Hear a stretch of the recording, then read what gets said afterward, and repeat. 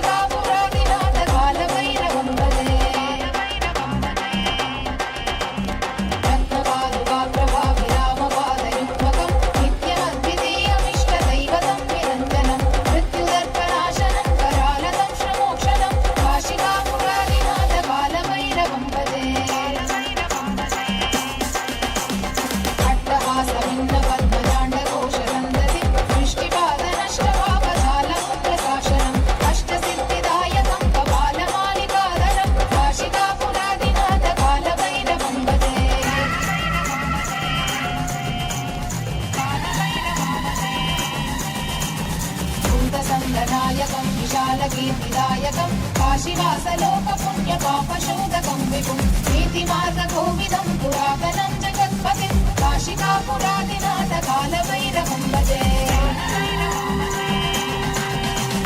कालभैरवाष्टकं पठन्ति ये मनोहरं ज्ञानमुक्तिसाधनं विचित्रपुण्यवर्धनं रोगमोहदैन्यलोभकोपदापनाशनं ते प्रयाति कालभैरवां सन्निधिं ध्रुवम् काशिकापुरादिनाथ कालभैरवं भजे काशिकापुरादिनाथ कालभैरवं भजे काशिकापुरादिनाथ कालभैरवं भजे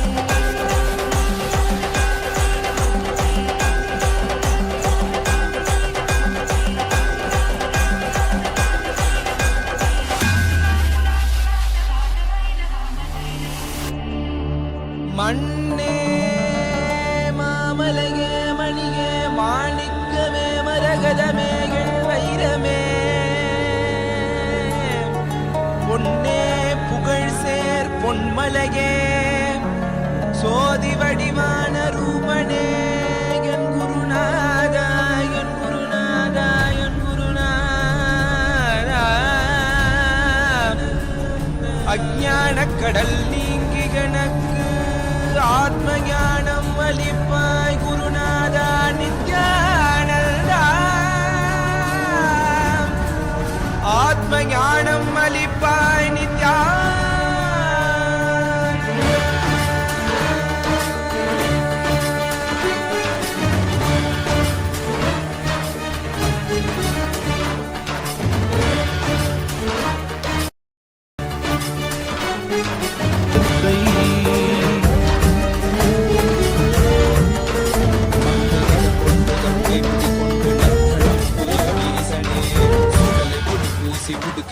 ஏந்தும் காலனே குடிதோலனே விழியால் உள்ள முறைகின்ற மதுரை மாநகரின் ராசனே இன்னல்களை கலைந்து இன்பங்களை அளிக்கும் சுந்தர வடமணி நேசனே ஞாயிறு திங்கள் நித்த முறைகின்ற செவ்விழி கொண்ட செல்வனே சொக்கனே எந்த சோமனே ஐயா சோதி வடிவான ரூபனே அடிமுடி காணா அண்ணாமலையே அகிலம் போற்றிடும் ஐயனே நாலாவரணனே நால்வர் போற்றிட நயமுடனாடிடும் நாதனே ஆழகாலம் உண்டு ஆழம் காடுதனில் ஆனந்த நடமிடும் ஆதி செய்வனே மங்கையிடம் கொண்டு கங்கை முடி கொண்டு நர்த்தனம் புரியும் ஈசனே சுடலை முடி பூசி உடுகைகளை ஏது காலனே புலிதோலனே மீனில் விழிகால் உள்ள முறைகின்ற மதுரை மாநகரின் ராசனே இன்னல்களை கலைந்து இன்பங்களை அளிக்கும் சுந்தர வடமணி நேசனே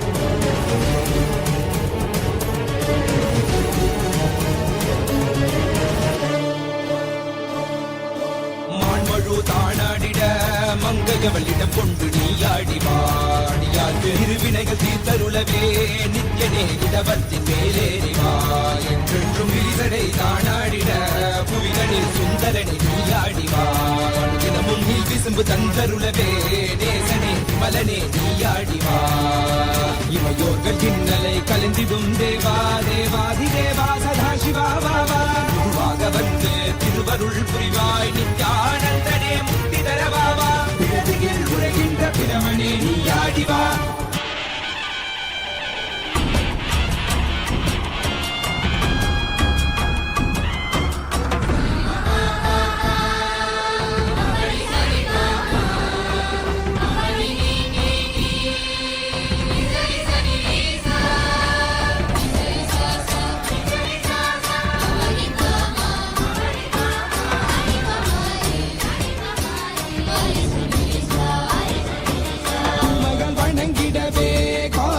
மண்ணாய் உரைபவனே அப்பாய் காட்சி தரும் எங்கள் ஆணை காவரசே ஆதியந்தமிழாத ஜோதியாய் அருணகிரி உரைநாதனே உலகை இயக்கிடும் வாயு வடிவே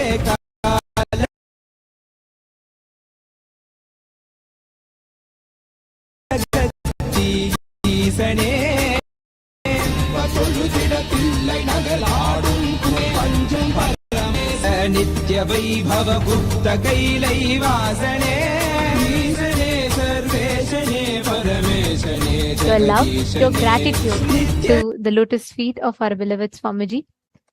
We are now going to be walking you through each platform.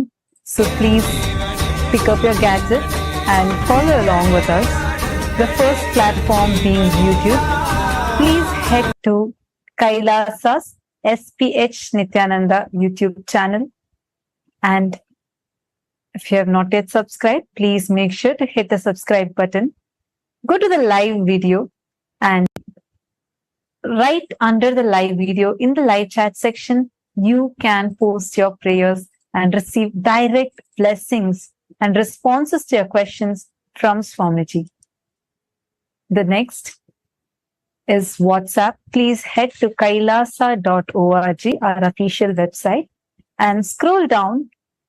You will be prompted with the WhatsApp app icon. Click on it. It'll lead you to the community where you can post your prayers, the boon requests that you have, or even offer your love, gratitude to Swamiji and receive direct responses from Swamiji himself. Next is Twitter. Please head to x.com, formerly Twitter, and go to KAILASA's SPH Nithyananda Paramashivam Twitter handle. Head to the topmost pinned tweet, and right under the pinned tweet, click the reply icon. Using the hashtag #AskTheAvatar, you can tweet your questions, prayers, and especially on Twitter, you could also post your questions. Like if you want any revelations on a particular subject, you can post those on Twitter. The next is Instagram. And you all can head to KAILASA's SPH Nithyananda, the official Instagram handle, and you can all go to the profile picture and you can click that and it will take you to the live video. In the live video's comment section, you can post all your prayers, all your messages of love and gratitude to Swamiji. The next is Facebook. Head to KAILASA's SPH JGM Nithyananda Paramashivam, the official Facebook page, and you all can go to the live video of that page, go to the comment section, and you can comment all your prayers, all your blessings, requests as Swamiji. Most importantly, don't forget to like and follow these social media platforms, because in all of these social media platforms is where you will be receiving the latest news, events, and happenings of KAILASA. And today's darshan is very, very important, as in today's darshan, Swamiji will be blessing all of us with a very, very powerful Rasasiddham process, in which Swamiji will be literally churning our Kundalini, connecting our Kundalini to the cosmic Kundalini. So do take a few minutes, share this darshan as it is happening right now live with your near and dear ones, so they too can receive the benefit from this darshan and the initiations.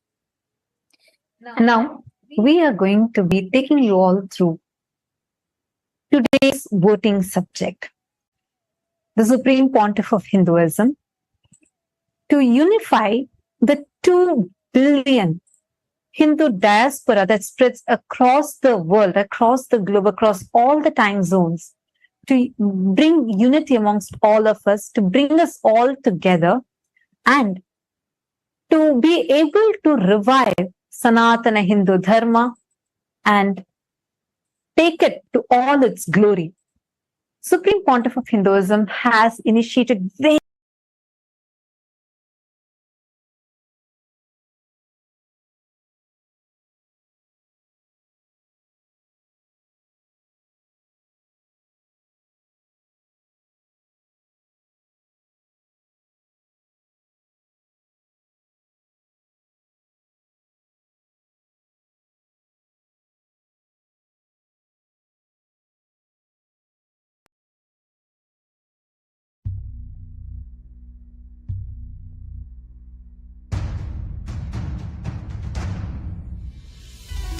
as Paramashiva, inhale and exhale deeply with 25 heads and 75 eyes and 50 hands.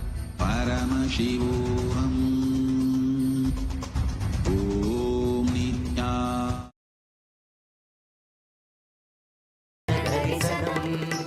दर्शनं नित्यानन्द दर्शनं ज्ञानपीठ महासंस्थान सिंहासन दर्शनं दर्शनं कल्पतं दर्शनं ज्ञानपीठ महासंस्थान सिंहासन दर्शनम्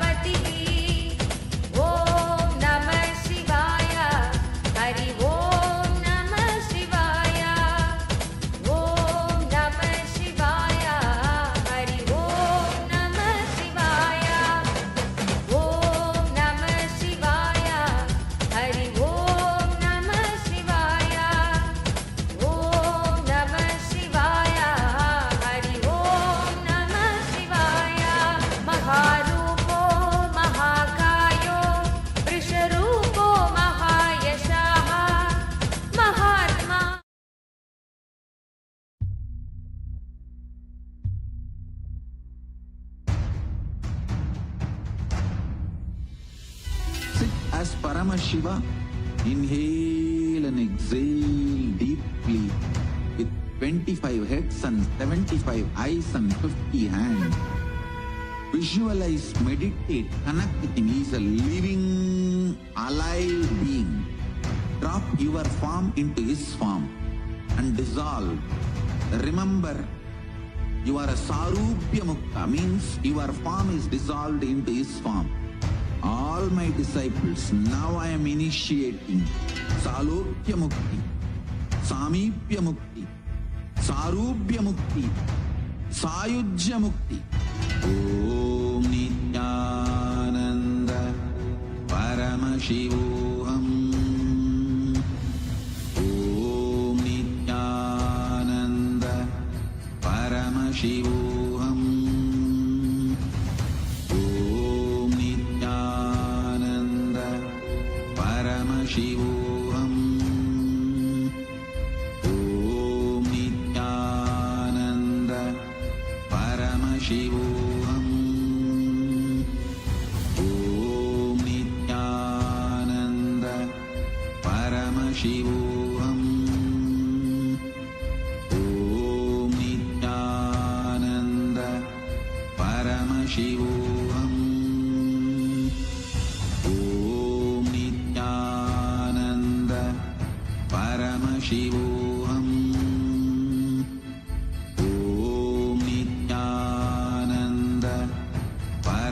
Paramashivoham. Om Nithyananda Paramashivoham. Om Nithyananda Paramashivoham. Om Nithyananda Paramashivoham. Om Nithyananda Paramashivoham.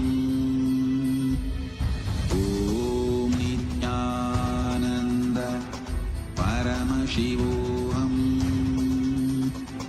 Om Nithyananda Paramashivoham. Om Nithyananda Paramashivoham. Om Nithyananda Paramashivoham. Om Nithyananda Paramashivoham. Om Nithyananda Paramashivoham. Om Nithyananda Atma Vishwarupo Mahahanu.